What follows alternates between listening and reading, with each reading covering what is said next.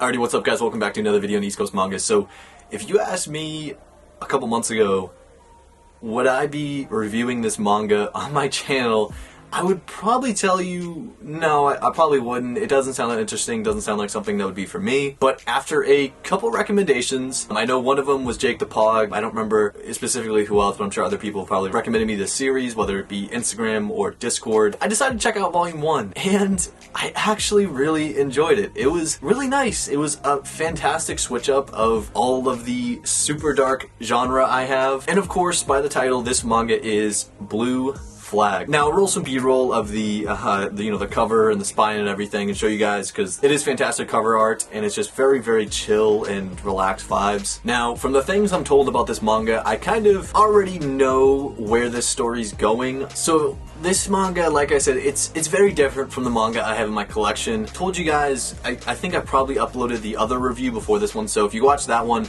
on Blue Period, I told you guys I'm looking to expand a little bit on my reading habits and the things I read, because, I don't know, there's just so much out there in terms of genre that, you know, I want to explore a little bit and read about things that have nothing to do with other series in my collection, you know? So things outside of shonen, things outside of seinen, things outside of like dark psychological manga, and this was really, really good. So this manga follows a trio of 3 juniors, so that's 3 third-year high schoolers. So we have Taichi, I believe that's his first name, so that's our main character.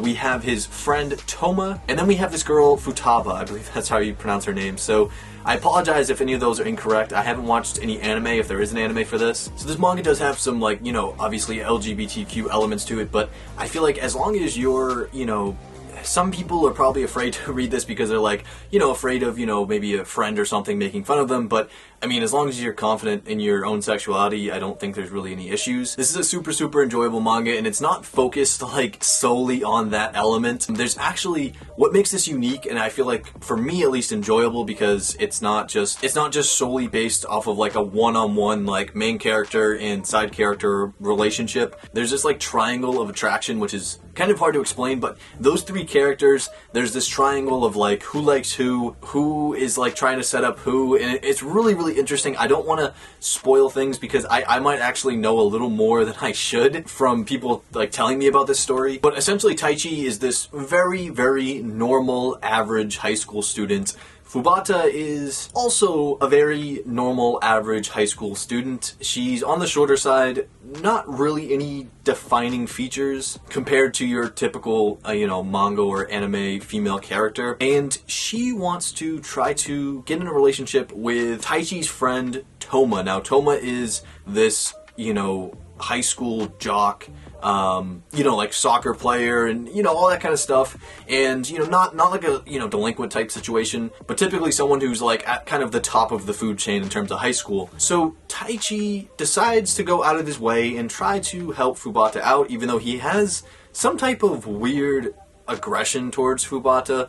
It's like this weird kind of, he's very like pessimistic and overall just kind of negative to her, but as the story goes on, as he tries to help her, things get better and better. And as the manga progresses, you kind of notice that 2 characters start forming more of a bond than you thought they would, and then at the end of the manga, you're hit with this surprise. And like I said, I don't want to spoil things, I don't want to say too much, but at the end of the manga, you're like, wow. I mean, some of you guys may have already known what was going to happen, but if for those of you who don't know and you end up reading it, I think you're going to really enjoy it. You know, regardless, I think you're going to enjoy it. And I think maybe because I don't read manga like this, there was definitely a lot of points where, like, I don't know what's going on. Like, things are confusing, I guess, in a good way. You really don't know how people feel about other people. You don't know where this story's going to go necessarily. I have my guesses and suspicions, but I really don't know. I pretty much knew right away what one of the situations were, but I mean, there's just so many things that keep popping up that, like, I don't know. This first volume's a little hard to describe, but I guess this is more of a first impression than review, if anything. There's, I think, 4 other volumes out right now, so a total of 5. The 5th one just released, like, I don't know, maybe a couple days ago or a week ago from when I'm recording this video. Now, I did go ahead and pick up 2 through 4 because, like I said, I really do enjoy this manga. This is a type of manga that once again, I don't typically read, and I don't know how much more of this genre I'm going to pick up.